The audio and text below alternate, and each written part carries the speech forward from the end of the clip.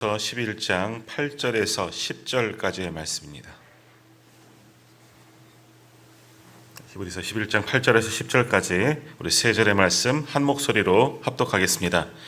믿음으로 아브라함은 부르심을 받았을 때에 순종하여 장래의 유업으로 받을 땅에 나아갈새 갈 바를 알지 못하고 나아갔으며, 믿음으로 그가 이방의 땅에 있는 것 같이 약속의 땅에 거류하여 동일한 약속을 유업으로 함께 받은 이삭 및 야곱과 더불어 장막에 거하였으니, 이는 그가 하나님이 계획하시고 지으실 터가 있는 성을 바랐음이라. 아멘. 오늘 이 말씀을 통해서 하나님께서 우리에게 은혜를 주실 줄 믿습니다. 우리나라 식당에 이제 제일 많이 붙은 수식어, 그 식당을 표현하는 수식어 중에서 가장 많이 붙은 게 뭘까요? 아마 원조라는 그런 단어일 겁니다. 원조 아귀찜, 원조 주물럭, 원조 짜장, 여기도 우리 동네도 마찬가지죠. 원조 초당 두부, 이런 것, 원조라는 말이 아마 가장 많이 붙지 않았나 생각합니다. 자, 이러다 보니까 유명 식당이 있는 곳에는 보통 의례적으로 한 서너 곳 이상은 원조라고 붙은 그런 집이 참 많이 있습니다. 원조의 원조, 진짜 원조, 옛날부터 원조. 어떤 집이 진짜 원조인지 정말 찾기 쉽지는 않습니다. 그래서 처음 그 맛집 거기 가면 원조 무슨 맛집이 있대 해서 온 사람들 왔더니 원조라는 말이 너무 많이 붙어 있어 어디가 진짜 원조인지를 알지 못하는 경우가 참 많이 있죠. 그래도 이렇게 혼란을 겪으면서도 많은 사람들이 이렇게 원조 맛집, 원조 식당을 찾아 순례하는 이유는 무엇이겠습니까? 그것은 아마도 원조 식당이 가지고 있는 그 오래된 역사와 다른 식당들이 흉내낼 수 없는 그 원조만의 깊은 맛이 있기 때문에 그 원조 맛집을 찾아가는 이유가 거기에 있습니다. 더욱이 원조는 나중에 생긴 것들의 기준이 되는 겁니다. 원조가 가장 기준이 되고 거기서 더 낫거나 더 못하거나 그것을 평가할 수가 있다는 것이죠. 자, 오늘 본문의 말씀은 우리의 믿음의 원조가 되는 아브라함의 믿음에 대해서 말씀하고 있습니다. 전 세계에 흩어진 모든 그리스도인들에게도 이 아브라함은 만장일치로 믿음의 원조, 믿음의 조상이라고 그렇게 불립니다. 결코 다른 이들은 흉내낼 수 없는 믿음의 정수, 정말 원조 믿음의 모습을 보여주었기 때문에 믿음의 조상이라고 그렇게 불려지는 것이죠. 자, 그러면 이러한 아브라함의 믿음은 어떠한 믿음이겠습니까? 자, 오늘 본문 말씀을 통해서 세 가지 아브라함 믿음을 한번 우리가 함께 상고하고자 합니다. 첫 번째, 아브라함의 믿음은 순종하는 믿음입니다. 자, 오늘 본문 8절 말씀, 히브리서 11장 8절 말씀 다시 한번 같이 읽겠습니다. 믿음으로 아브라함은 부르심을 받았을 때에 순종하여 장래의 유업으로 받을 땅에 나아갈새 갈 바를 알지 못하고 나아갔으며. 아멘. 자, 이 말씀을 보면 아브라함은 하나님의 부르심을 받았을 때에 순종함으로 나아갔다라고 말씀하고 있습니다. 그런데 갈 바를 알지 못하고 나아갔다 한마디를 더 붙이고 있습니다. 자, 그러니까 아브라함은 고향을 떠나 하나님께서 지시하신 땅으로, 그 약속의 땅으로 나아가는데 그곳이 어디인지 알지 못한 채 즉시 그 말씀에 순종하여 나아갔다라는 겁니다. 아브라함에게 있어서는 지금 어디로 가느냐, 그것이 중요한 것이 아닙니다. 하나님께서 말씀하신 그 땅, 지시할 땅, 그 약속의 땅이 어디인지 어디쯤인지 그것이 절대 중요한 것이 아닙니다. 지금 아브라함에게 있어서 가장 중요한 것은 뭡니까? 하나님은 말씀하셨고 거기에 대한 절대적인 순종이 더 중요했던 것입니다. 그러기에 오늘 본문 8절 말씀은 아브라함은 믿음으로 아브라함은 나아갔다 그렇게 말씀하고 있는 겁니다. 이처럼 아브라함에게 있어서 믿음은 즉각적인 순종입니다.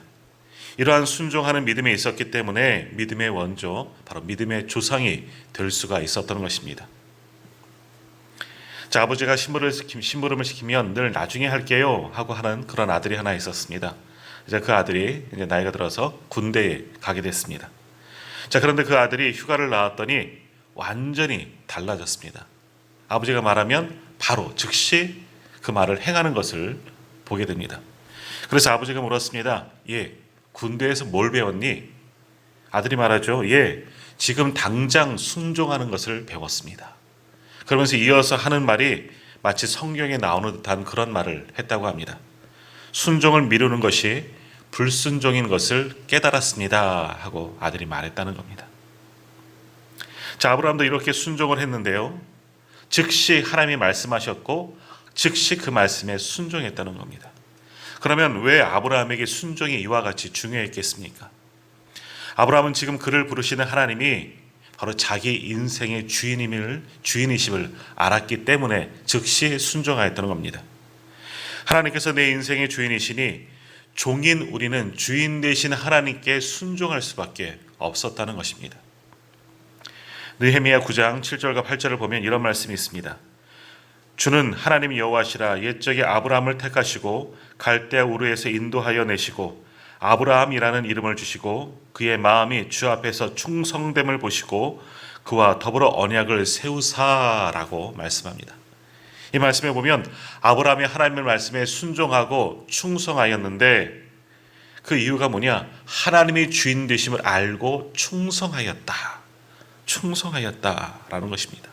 하나님이 나의 주인 되셨기 때문에 내가 충성할 수밖에 없었다라는 것이죠. 미국의 유명한 경제학자 가운데 하버드대학 교수로 미국 대통령의 경제 자문 역할을 했던 켈브레이스라는 그런 교수가 있었습니다. 그는 자서전에서 평생 자신을 도왔던 이 가정부이고 또 비서였던 이 에밀리라는 그 여성에 대해서 아주 많은 찬사를 하고 있습니다. 한 번은 이 켈브레이스 교수가 피곤해서 잠시 쉬겠다고 나를 깨우지 말라고 낮잠에 빠진 일이 있었습니다. 그때 당시 미국 대통령이었던 린든 존슨이 이곳에 전화를 했습니다. 여기 백악관인데 켈브레이스 교수 좀 바꿔주시오 라고 말했습니다. 그런데 이 가정부인 에밀리가 전화에 이렇게 말합니다. 바꿔주지 않습니다. 죄송합니다. 지금 교수님은 너무 피곤해서 주무시고 계십니다. 할 수 없이 대통령이 급하기 때문에 자신의 신분을 밝힙니다. 나는 대통령 린든 존슨이요 라고 말했습니다. 그러면 바꿔줄 줄 알았죠. 하지만 에밀리는 이렇게 대답했습니다. 아, 대통령님이시군요. 그러나 죄송합니다. 하지만 저를 고용한 저의 주인은 대통령님이 아니라 교수님이십니다. 아무리 대통령이라 해도 저는 주인의 명령을 먼저 따라야 합니다 하면서 전화를 절대 바꿔주지 않았다는 겁니다. 할 수 없이 나중에 대통령이 전화를 해서 이 켈브레이스 교수에게 이렇게 이야기를 했습니다. 당신은 정말 훌륭한 가정부를 두었습니다. 그분을 백악관으로 좀 보내주지 않겠습니까? 하고 이야기를 했답니다. 자, 오늘 우리를 부르신 하나님을 정말 나의 주인으로 그렇게 믿고 계십니까? 그렇다면 하나님의 부르심에 그리고 우리에게 헌신을 요구하실 때에 우리는 기쁘게 순종할 수 있습니까? 그것도 즉시 하나님의 말씀하셨을 때 즉시 우리는 우리 주인 되신 하나님의 명령에 순종할 수가 있느냐라는 겁니다. 오늘 아브라함처럼 즉각적으로 그렇게 온전히 충성할 수가 있느냐는 것이죠. 이처럼 아브라함의 믿음은 즉각적으로 순종하는 믿음이었고 그렇게 충성스러운 그 믿음 때문에 그를 믿음의 원조, 믿음의 조상이라고 부를 수 있었던 것입니다. 자, 두 번째로 아브라함의 믿음은 희생하는 믿음입니다. 자, 하나님께서 사실 아브라함에게 명령하셨지만 아브라함에게 있어서 이 고향 땅을 떠나는 그 자체가 그에게는 참 많은 희생이 필요했습니다. 자, 아브라함의 고향이 어디입니까? 아브라함의 고향은 갈대아 우르로 우리 다 알고 있죠. 자, 갈대아 우르는 지금 이라크 남부 고대 유브라데스 강 유역에 있는 한 도시입니다. 이 고대 세계에서는 문명이 가장 발달한 곳 중에 하나이죠. 세계 4대 문명의 발상지 중에 하나입니다. 자, 반면에 아브라함이 가야 할 땅, 곧 그것이 가나안 땅인데 성경에서 젖과 꿀이 흐르는 가나안 땅 이렇게 표현하고는 있기는 하지만 그러나 그때 하나님께서 명령하셨던 그때 아브라함이 갔을 그때는 아직 아무것도 개발되지 않은 곳입니다. 아브라함의 고향인 이 갈대아 우르에 비하면 하나님께서 보여주실 땅, 약속하신 땅, 지시하실 땅, 그 땅 가나안 땅은 아직 척박한 황무지에 불과했다라는 겁니다. 비교할 수가 없는 곳입니다. 자, 또한 오늘 본문 9절 말씀을 보면 아브라함이 약속된 땅에 들어가서도 어디서 삽니까? 장막에서 거하였다라고 말씀하고 있습니다. 자, 9절 말씀 한번 같이 읽습니다. 9절입니다. 믿음으로 그가 이방의 땅에 있는 것 같이 약속의 땅에 거류하여 동일한 약속을 유업으로 함께 받은 이삭 및 야곱과 더불어 장막에 거하였으니. 아멘. 자, 오늘 성지 순례를 하는 사람들, 이제 성지 그 땅에 가보면 이집트나 이스라엘 그 황무한 그 사막지대에서, 광야지대에서 천막을 치고 사는 베두인 족속들을 만나게 됩니다. 자, 아브라함이 바로 그 모습 그대로 이 베두인 족속처럼 천막을 치고 이 광야의 사막 지역에 거주했다는 겁니다. 가나안 땅에 들어간 후에도 계속해서 장막을 치며 살아왔다는 것으로 알 수 있습니다. 또한 마지막 이 9절 마지막 부분에 보면 거류하다라는 그런 단어가 나오는데요. 이 뜻은 뭐냐? 나그네처럼 거한다. 다시 말하면 잠시 머물다 지나가는 나그네처럼 생활했다라는 겁니다. 결국 이 말씀 무엇을 의미합니까? 아브라함이 하나님의 말씀에 순종하여 지시하신 땅으로 갔습니다. 지시한 땅으로 나아갔는데 제대로 된 집 한 칸 없이 그저 떠돌이 장막 생활을 하게 되었다라는 겁니다. 자, 예전 광고 문구 중에도 나온 말이 있지만 소위 집 떠나면 개 고생한다 그러죠. 고생입니다. 마찬가지로 아브라함도 고향을 떠난 순간부터 나그네 인생이 시작되었고 또 그것은 곧 그에게 있어서는 고난이요 희생이었다는 겁니다. 아브라함이 살던 갈대에 오르는 너무나 좋은 환경, 좋은 문화, 좋은 집도 있었을 겁니다. 부유했습니다. 평안하고 먹을 것도 많고 마음껏 아주 행복하게 살 수 있는 곳이었지만 하나님의 말씀을 붙잡고 순종하며 나아갔습니다. 그런데 나아갔더니 그 순종의 길은 우리의 눈으로 보면 고생길입니다. 정말 힘든 길이죠. 고난의 연속, 한 곳에 오래 머물지도 못하고 장막을 치고 떠돌이 생활을 했다라는 겁니다. 그러나 아브라함은 그것을 고생으로 여기지 않았습니다. 그저 하나님의 말씀에 순종하는 그 믿음으로 인하여서 떠돌이 장막 생활을 했지만 그것이 만족하였고 그것이 너무나 기쁘고 행복하였다라는 겁니다. 어떻게 이럴 수 있었겠습니까? 하나님의 말씀대로 준행하였고 지금 내가 가는 이 길이지만 비록 힘들고 고된 길이지만 그 길에 누가 함께 계신다? 하나님이 함께 계시기 때문에 하나님과 동행하기 때문에 아브라함은 늘 행복했다는 겁니다. 그러므로 이제 아브라함에게 무엇을 소유하느냐, 어떤 집에서 사느냐, 어디에 거하느냐 그것이 중요한 것이 아닙니다. 지금 하나님이 나와 함께 하신다는 것을 믿는 것, 그 하나님이 나와 지금 함께 계시는 것이 아브라함에게 있어서는 가장 중요한 일이었습니다. 하나님이 그의 기업이요 상급이요 그의 재산이었기 때문입니다. 아브라함은 손에 쥔 자산을 헤아리는 그것을 기쁨으로 삼지 않았습니다. 평안한 노년을 보내는 것도 그의 행복이 아니었습니다. 오직 아브라함의 행복은 뭡니까? 하나님과 동행하며 하나님과 교제하는 일, 그에게 있어서 하나님과 함께하는 것이 가장 최고의 행복이었던 것입니다. 그러기에 아브라함에게 있어서 하루 일과중 최고의 시간은 뭐겠습니까? 그 하나님과 동행하며 하나님과 기도하고 그 기도함을 통해서 하나님의 뜻을 알고 하나님의 음성을 듣는 그 교제의 시간, 그 기도의 시간, 하나님을 만나는 시간이 아브라함에게 있어서 하루 일과중 최고의 가장 행복한 시간이었던 겁니다. 이렇게 믿음으로 하나님과 동행하며 교제하며 순종하는 아브라함의 별명, 또 다른 별명이 무엇인지 아십니까? 하나님의 벗, 하나님의 친구입니다. 하나님의 벗, 하나님의 친구, 이보다 더 영광스러운 별명이 어디 있겠습니까? 자, 아브라함은 믿음 때문에 실제로 많은 것을 희생하고 포기했습니다. 그러나 조용히 묵상하며 기도하는 가운데 너는 내 친구란다. 그러한 하나님의 음성을 듣는 순간 세상의 모든 것을 소유한 것 같은 그런 큰 기쁨을 얻을 수 있었습니다. 비록 아브라함은 고향 땅을 떠나면서 정다운 친구들을 잃었고 가족과 친구들을 다 버리고 떠났습니다. 외로이 홀로 생활을 해야 했습니다. 그러나 한밤중 빛나는 사막의 별을 보며 하나님과 대화하는 중에 너는 내 친구란다 하는 하나님의 속삭임을 들을 때 결코 아브라함은 외롭지 않다고 느꼈을 것입니다. 고향을 떠날 때 좋았던 그 평안한 집, 안락한 집을 포기하고 대신 거친 생활을 하는 동안 하늘이 보이는 그 천막에서 한밤에 한기를 피할 때도 많이 있었습니다. 그러나 아침에 떠오르는 그 아름다운 태양을 보며 또한 하나님께 묵상하며 기도할 때 하나님의 음성이 들리죠. 너는 내 사랑하는 친구란다. 이러한 주님의 음성을 들을 때 그는 결코 인생이 춥다거나 외롭거나 그러한 것을 절대 느끼지 않았다는 겁니다.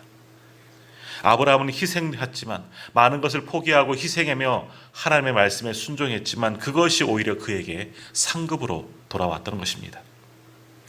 이렇게 아브라함은 그 믿음으로 기쁘게 희생할 수가 있었던 것입니다.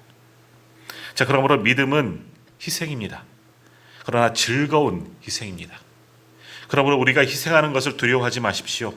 너무 인생을 계산적으로 살 필요가 없다라는 겁니다. 내가 이만큼 희생했으니 내게 얼만큼 주어지겠지, 이렇게 생각할 필요가 전혀 없다는 겁니다. 그냥 철저히 하나님의 말씀에 순종하고 희생해도 감사해야 합니다.